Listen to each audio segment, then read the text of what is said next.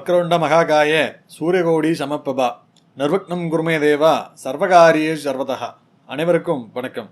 இந்த காணொலியை பார்க்கக்கூடிய மக்கள் அனைவருக்கும் வாழ்க்கையில் எல்லா நலமும் வளமும் பெற்று இன்புற்று வாழணும் அப்படின்னு எல்லாம் வல்ல ஈசனை வேண்டிக்கிறேங்க. இந்த காணொலி எதை பற்றினது அப்படின்னா, லைஃப்பில் செகண்ட் ஹாஃபில் வெற்றி பெறக்கூடிய ஜாதக அமைப்பு எப்படி இருக்கும் அப்படிங்கிறது தான். சின்ன வயசுலேருந்து ரொம்ப மந்தமாக எதுலேயுமே ஒரு பெரிய நாட்டம் இல்லாமல் ஒரு 30-35 வயசு வரைக்கும் வாழ்க்கையை வாழ்ந்து அதுக்கப்புறம் முன்னேறக்கூடிய நபர்களை பார்த்துருப்போம். அப்படிப்பட்டவங்களுக்கு ஜாதகம் எப்படி இருக்கும் அப்படின்னு தான் பார்க்க போகிறாங்க. அதுக்கு நம்ம முதல்ல நீச கிரகம் அப்படின்னா என்னன்னு தெரிஞ்சுக்கணுங்க. நீசம் அப்படின்னா ஒரு கிரகம் வலு இழந்து இருந்துச்சு அப்படின்னா அதை நீச கிரகம் அப்படின்னு சொல்லுவோம். அப்படி வலு இல்லாத கிரகம் எந்த வித பலனையும் தரதில்லை. ஆனால் ஒரு கட்டத்தில் அந்த நீச கிரகம் உச்ச கிரகம், அதாவது அதீத பவரோடு செயல்படும் அப்படின்னே சொல்லாங்க. அதுக்கு ஒரு உதாரணம் பார்க்கலாம்.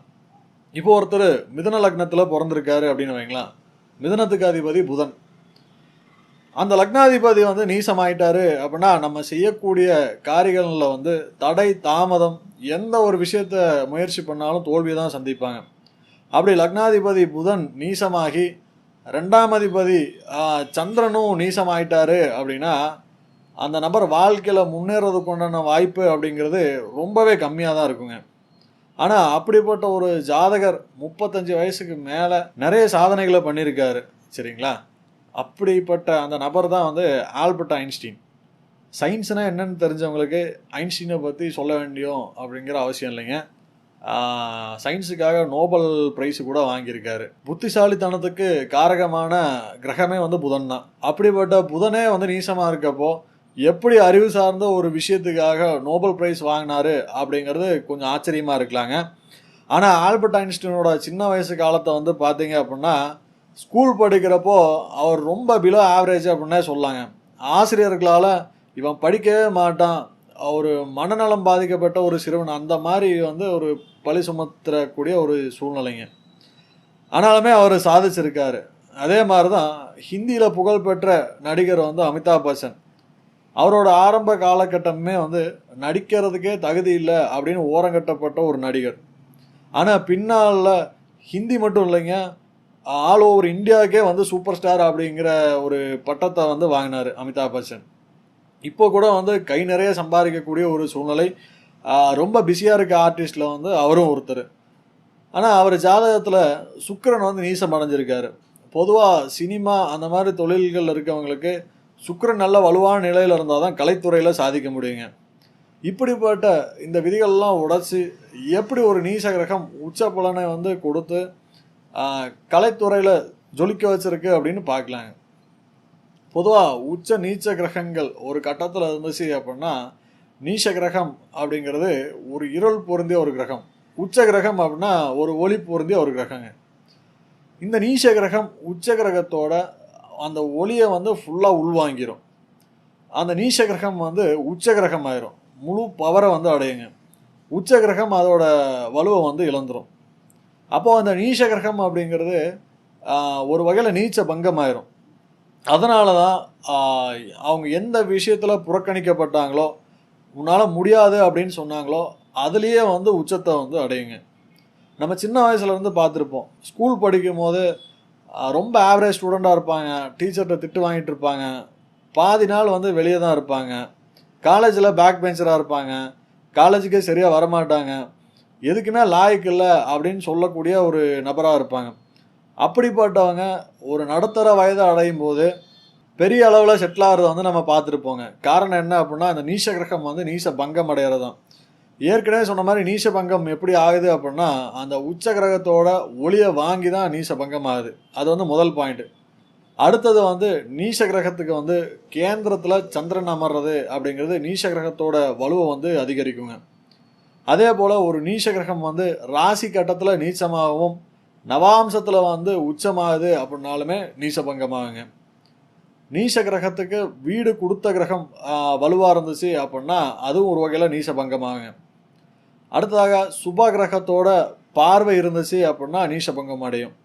இன்னும் கொஞ்சம் தெளிவாக சொல்ல போனால், ஸ்கூலில் சில பசங்கள் ரொம்ப மந்தமாக இருப்பாங்க, படிக்கவே மாட்டாங்க.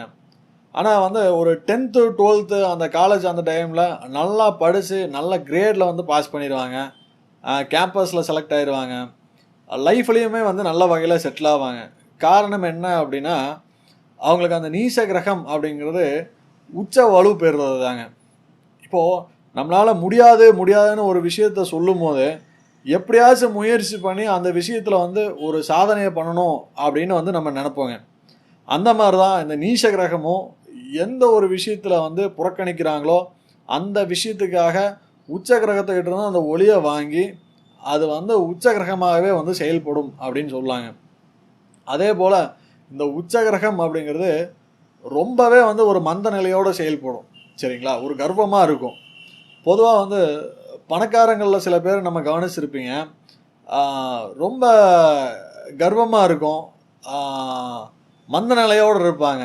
அது ஏன் அப்படின்னா அவங்ககிட்ட எல்லாமே இருக்கும், அதனாலேயே ஒரு சோம்பேறித்தனங்க ஆட்டோமேட்டிக்காக இருக்கும். ஆனால் வந்து மிடில் கிளாஸு, இந்த லோவர் மிடில் கிளாஸ் எல்லாமே வாழ்க்கையில் ஏதாச்சும் ஒரு விஷயத்தை பண்ணி முன்னேறணும் அப்படிங்கிற எண்ணம் வந்து ரொம்ப ஆழமாக இருக்கும். சரிங்களா? இதுக்கு ஒரு எக்ஸாம்பிள் தான், உச்ச கிரகத்துக்கு ஒரு சோம்பேறித்தனமும் நீச கிரகத்துக்கு முன்னேற்றமும் வெற்றியும் தான் இலக்காக வந்திருக்குங்க. இன்னொரு எடுத்துக்காட்டு என்ன அப்படின்னா, காஞ்சி மகாபெரிவா எல்லாத்துக்குமே வந்து நல்லா தெரிஞ்சிருக்குங்க. பெரிய ஒரு ஞானி. அவர் வாழ்க்கையில் அவர் ஜாதகத்தில் சுக்கிரன் அப்படிங்கிற கிரகம் வந்து உச்சம். சுக்கிரன் வந்து சுகபோகங்களுக்கு அதிபதி. அப்படி சுக்கிரன் உச்சமாக இருந்துச்சு அப்படின்னா சுகபோகமான வாழ்க்கை அமையும் அப்படிங்கிறது ஒரு ஜோதிட விதி. ஆனால் அவருக்கு சுக்கிரன் எல்லாத்தையுமே வந்து கொடுத்தாரு அப்படின்னாலும் எல்லாத்தையுமே திறந்து ஆன்மீக வாழ்க்கையை வாழ்ந்து அவர் வாழ்க்கையை முடிச்சார். சரிங்களா? ஆக உச்ச சுக்கிரன் வந்து அவருக்கு ஏதோ ஒரு வகையில் நீசமாக இருக்காரு. சரிங்களா? இதிலிருந்து என்ன நம்ம தெரிஞ்சுக்கணும் அப்படின்னா, ஒருத்தரோட ஜாதகத்தில் உச்ச கிரகத்தை வச்சு எதையுமே வந்து முடிவு பண்ணிடக்கூடாது. நீச கிரகத்தை பார்த்து பலனே தராது அப்படின்னு வந்து முடிவு பண்ணிடக்கூடாதுங்க.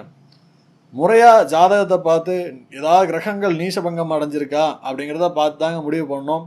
இதிலிருந்து நம்ம தெரிஞ்சுக்கக்கூடிய விஷயம், பெற்றோர்களுக்கு ஒரு கவலை இருந்துகிட்டே இருக்கும், பசங்க சரியாக படிக்கிறது இல்லை, எந்த ஒரு விஷயத்துலையுமே ஒரு கான்சன்ட்ரேஷன் இருக்கிறதில்ல அப்படின்னு, எந்த ஒரு திறமையுமே இருக்க மாதிரி தெரியலையே அப்படிங்கிற ஒரு வருத்தம் இருந்துகிட்டே இருந்துச்சுன்னா கவலைப்படாதீங்க. அவங்க எப்போவுமே அப்படியே இருப்பாங்க அப்படின்னு முடிவு பண்ணிடுறாங்க. கண்டிப்பாக வந்து ஒரு நாள் பெரிய வெற்றியாளராக ஆவாங்க. கொஞ்ச நாள் டைம் கொடுங்க. அதிலிருந்து அவங்க புறக்கணிக்கப்பட்ட விஷயங்கள்லேருந்து வாழ்க்கைக்கு தேவையான அனுபவங்கள் கிடச்சி கொஞ்சம் கொஞ்சமாக அந்த நீச கிரகங்கள் உச்ச கிரகத்தோட சக்தியை பெற்று, சுபகிரகத்தோட சக்தியை பெற்று ஒரு குறிப்பிட்ட வயசுக்கு மேலே மிகப்பெரிய வெற்றியாளர் ஆவாங்க அப்படிங்கிறதுல எந்தவித சந்தேகமும் இல்லைங்க. இந்த காணொலியை பார்க்கக்கூடிய இளைஞர்கள், என்னடா நம்மளுக்கு 25 வயசு ஆச்சு, 30 வயசு ஆச்சு, இன்னுமே வந்து வாழ்க்கையில் எந்த விஷயமே வந்து நடக்க மாட்டேங்குது அப்படின்னு மனசு தளர்ந்துடாதீங்க. இன்னும் கொஞ்ச நாள் தாங்க. பொறுமையாக முயற்சியை மட்டும் கைவிட்டுறாதீங்க. குறிப்பாக வந்து பெற்றோர்கள் இதை ரொம்ப சீரியஸாக எடுத்துக்கங்க. குழந்தைங்க படிக்கல அப்படின்னு ரொம்ப வருத்தப்படாதீங்க. வளர வளர நல்லா படிப்பாங்க, வாழ்க்கையில் வந்து மகத்தான வெற்றியை அடைவாங்க அப்படிங்கிறதுல எந்தவித சந்தேகமும் இல்லைங்க. இந்த காணொளி உங்களுக்கு ரொம்ப உபயோகமாக இருந்திருக்கும்னு நினைக்கிறேன். மற்றும் ஒரு காணொளியில் உங்கள் அனைவரையும் சந்திக்கிறேன். நன்றி.